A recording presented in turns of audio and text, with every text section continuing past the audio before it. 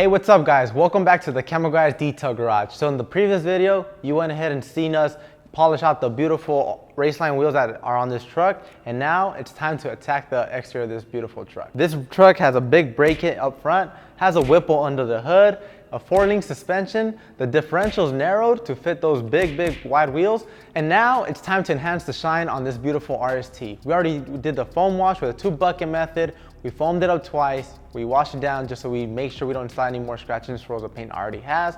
We polished it, we sealed it, we waxed it, and now the final touch, Blazin Banana spray wax. The reason why I love Blazin Banana spray wax is because it gives you the show car shine everyone wants to achieve, and it's easy. Simply, all you need to do is just spray it onto the surface of the vehicle you're working on.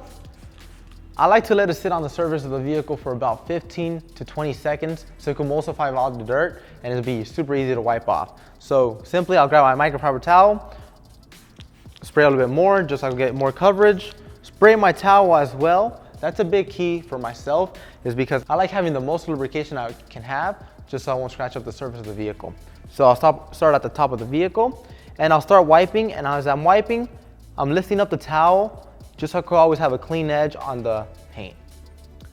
Move my thumb down a little bit lower and wipe in one direction. You will see a minor haze that Blazin Banana leaves behind. That is just the carnauba that is sitting on the surface of the paint that will protect it from any harsh elements such as tree sap, bird droppings, overspray, fallout, and it'll protect it. So I'll get a clean microfiber towel and I'll buff off the residue.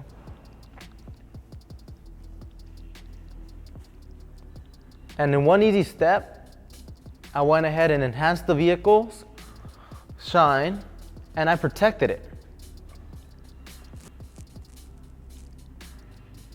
Look at that, guys.